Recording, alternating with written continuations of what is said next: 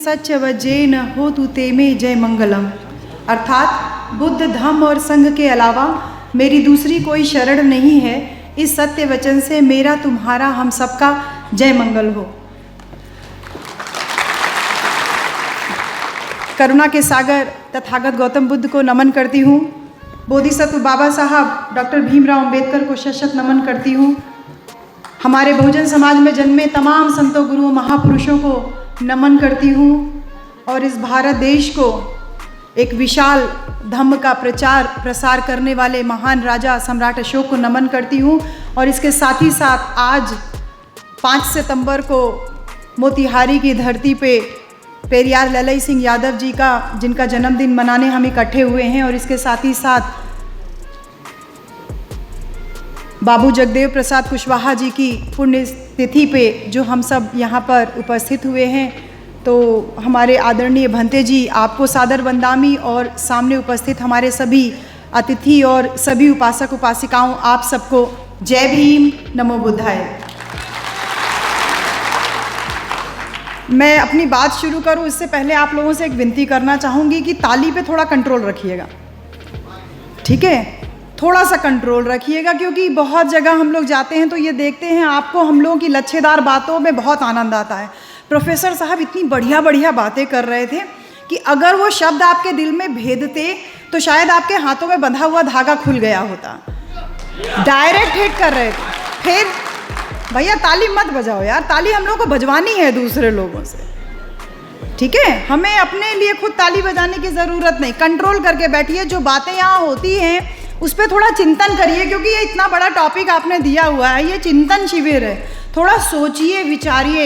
इतनी गंभीरता से मैं तो पहली बार प्रोफेसर साहब को सुन रही हूँ, लेकिन मैं सच में फ़ैन हो गई प्रोफेसर वीरेंद्र यादव जी का। इतने अच्छे से आपने पूरी बात आप लोगों के सामने रखी। थोड़ा थोड़ा सोचिए। जब ये बात कह रहे हैं कि ग्रेट सम्राट अशोका चिंतन शिविर, तो वो आपको सोचने के लिए मजबूर करने के लिए कहा जा रहा है। तो समय भी थोड़ा ज़्यादा हो रहा है, हम सभी लोगों को अपने अपनी जगह पे जाना है, तो फोकस होकर के हम बात करेंगे। अगर आप ताली पे कंट्रोल रखेंगे तो हम और भी, ना कंट्रोल हो तो बजाइएगा, लेकिन जब तक कंट्रोल हो सके तो थोड़ा सोचिएगा कि हम लोग इतना दूर से भाग दौड़ करके आ रहे हैं, कभी ट्रेन कैंसिल हो जा रही है, कभी कुछ हो जा रहा है, तो इधर उधर से घूम टहल के यहाँ पर इतना परेशान होकर के क्यों आ रहे हैं। तो जो बातें कही गई है ना कि मौर्यकालीन स्वर्णिम भारत का निर्माण क्यों और कैसे, हमारा फोकस इसी पे है। क्यों होना चाहिए और कैसे होना चाहिए। आपको बुद्ध के समय की एक गाथा बताती हूँ। अभी एक पुस्तक मिल रही थी, ये जिन्होंने भी लिखी है, मैं इसको पढ़ूंगी तभी इसको बता पाऊंगी। लेकिन जो बातें है कि बुद्ध का जन्म 563 BC में हुआ था, ईसा पूर्व 563 हुआ। बुद्ध के परिनिर्वाण के तुरंत बाद यानी 483 ईसा पूर्व में एक नया भंते, जैसे भंते लोग हमारे बीच में बैठे हुए हैं, एक नया भंते जो है भिक्षु संघ में शामिल हुआ था। उनका नाम था भंते सुभद।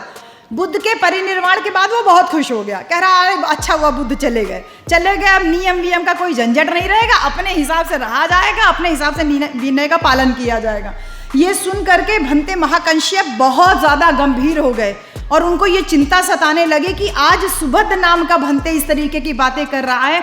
अगर बुद्ध की बातों का प्रचार प्रसार नहीं किया गया तो आने वाले समय में बुद्ध की शिक्षाओं में बहुत सारा घालमेल हो जाएगा और वो शिक्षाएं ओरिजिनल रूप में नहीं रह पाएंगी। और फिर उन्होंने यही जो पूर्णिमा, जिसकी आगे हम पेरियार ललई सिंह यादव का जन्मदिन मनाते हैं 30 तारीख को, जो भादों की पूर्णिमा है, पहली बौद्ध संगीति का आयोजन किया गया भंते महाकश्यप की अध्यक्षता में। और उसमें ये तय किया गया, उन्होंने अपनी जिम्मेदारी लेते हुए ये तय किया कि बुद्ध की जितनी भी शिक्षाएं, जितने भी जो वचन हैं, जिन जिन लोगों को याद हैं उनको लिपिबद्ध किया जाना चाहिए, यानी उसको सीक्वेंस में, उसको ऑर्डर में लिखा जाना चाहिए। बहन जी, जैसे आप लोग हैं, हम लोग हैं, कोई भी परंपरा है, शादी होती है, ससुराल पहुंचते हैं तो सास अपने आप से एक एक चीज़ें बताती जाती है और बहू उसका पालन करती जाती है। फिर उसके बाद उसको बताने की ज़रूरत नहीं होती है कि वो क्या करना है, कैसे करना है। 1 दिन 2 दिन बता दिया जाता है, उसके बाद हम अपने हिसाब से उस माहौल में ढल जाते हैं। भंते महाकश्यप ने जिम्मेदारी ली बुद्ध के शासन को, बुद्ध की बातों को कैसे जनमानस तक पहुंचाया जाए, अपनी जिम्मेदारी ली। क्यों और कैसे पे मैं बात कर रही हूँ। वो स्वर्णिम युग था भारत का।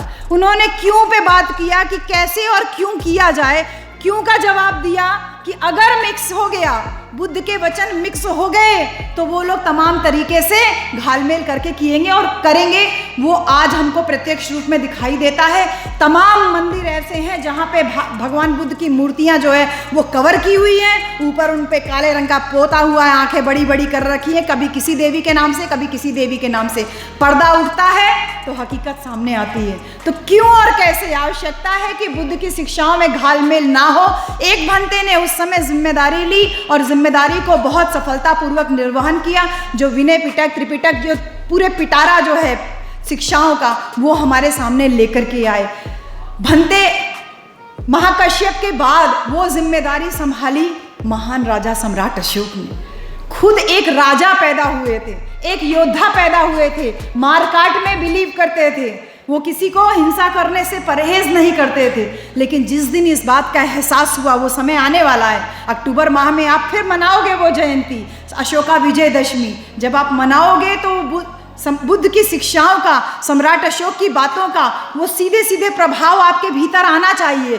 क्यों और कैसे की बातें सीधे सीधे उस पर आती हैं कि जब उनको एहसास हुआ कि मैं इतना बड़ा योद्धा कलिंग युद्ध के बाद और ऊपर से नीचे तक खून में सना हुआ सामने चल के जा रहा है और दो भंते उसके सामने से सर झुकाए चले जा रहे हैं, उनको एहसास भी नहीं कि सामने कौन व्यक्ति निकल के जा रहा है।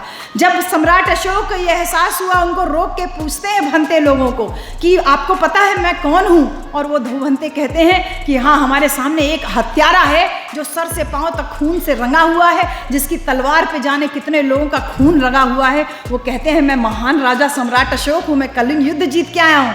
बोले युद्ध विजेता वो नहीं होता है जो दूसरे को मारता है, विजेता वो होता है जो स्वयं के ऊपर विजय प्राप्त हो। वो आत्मचिंतन किया सम्राट अशोक ने और उस दिन उन्होंने तय किया कि इतनी बड़ी बात मुझे आज तक कैसे नहीं पता चली।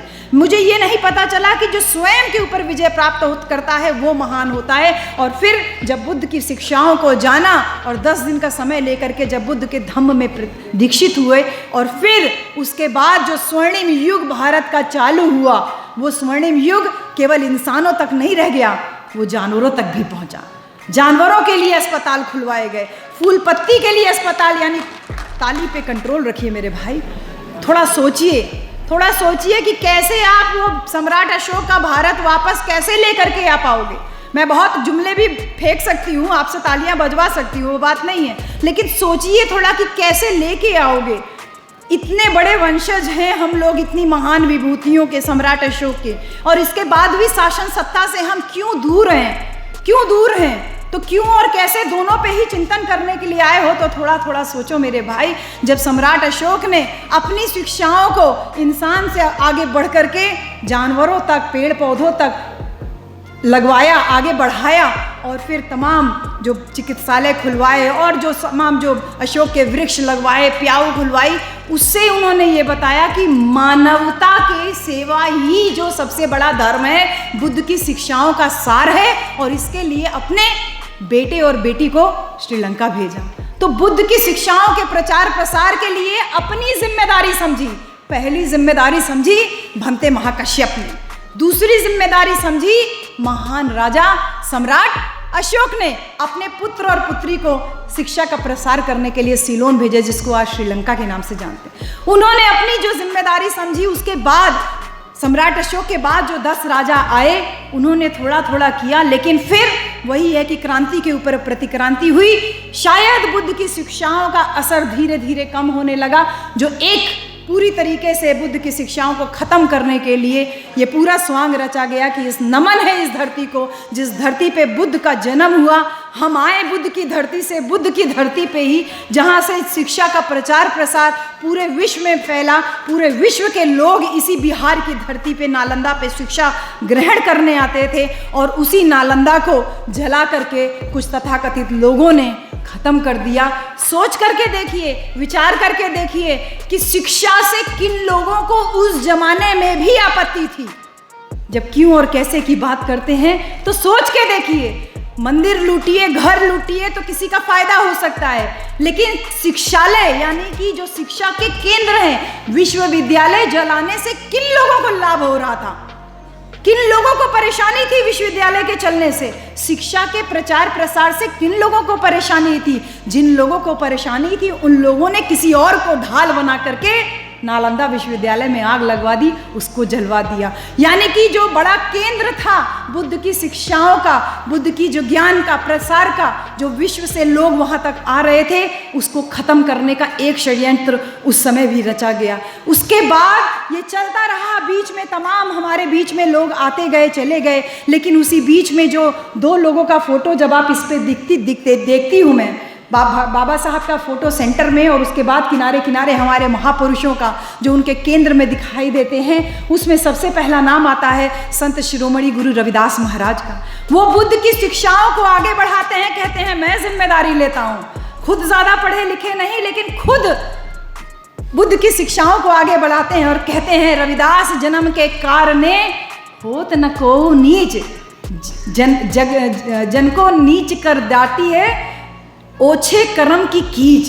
कहते हैं संत शिरोमणि गुरु रविदास महाराज की मैं बुद्ध को मानता हूँ, बुद्ध की शिक्षाओं को जानता हूँ, मैंने बुद्ध को पढ़ा नहीं लेकिन बुद्ध की शिक्षाओं की बातें लोगों तक पहुँचा रहा हूँ और कह रहे हैं कि जन्म के कारण कोई ऊंच नीच नहीं होता है, नर को नीच कर देती है ओछे कर्म की कीज। जो तुम्हारे कर्म हैं, तुच्छ कर्म है, नीच कर्म है, जो बुरे कर्म हैं, उसके द्वारा तुम नीचे कहलाए जाते हो। तो सोचिए ये विरासत जो थी, बौद्ध विरासत, सम्राट अशोक से लोग अपनी अपनी जिम्मेदारी लेते हुए आए रविदास महाराज तक, और उन्हीं के समकालीन कबीरदास भी वही कहते हैं, जो तू ब्राह्मण ब्राह्मणी का जाया, आन बाट काहे नहीं आया। अगर तू ब्राह्मण है, तुझे ब्राह्मणी ने पैदा किया है, तो दूसरे दरवाजे से क्यों नहीं आया? जिस रास्ते सारे लोग पैदा होते हैं, तू उस रास्ते क्यों नहीं आया? तू भी उसी रास्ते क्यों पैदा हुआ?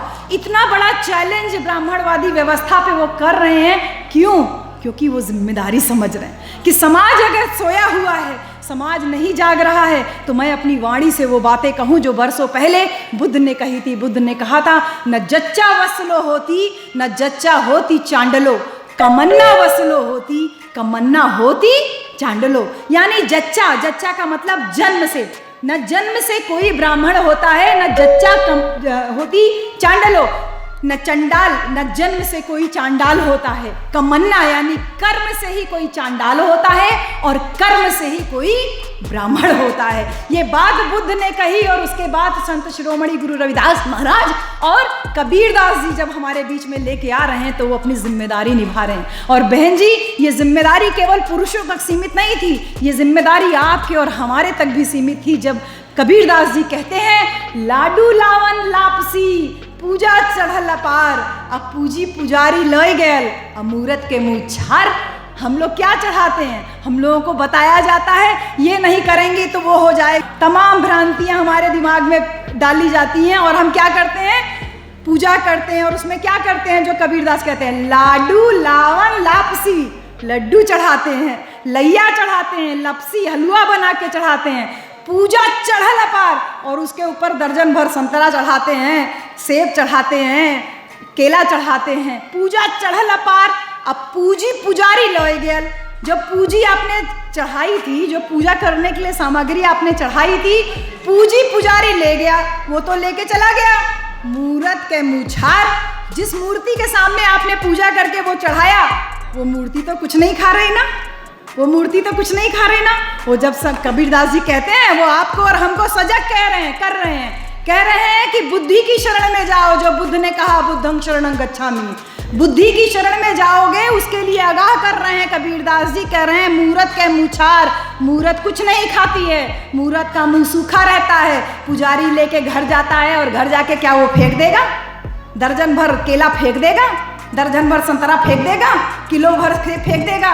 नहीं, वो अपने बच्चे को खिलाएगा, उसका बच्चा खाएगा, उसका बच्चा मोटाएगा, उसका बच्चा अच्छे से पढ़ेगा। और पढ़ने के बाद क्या कहेगा?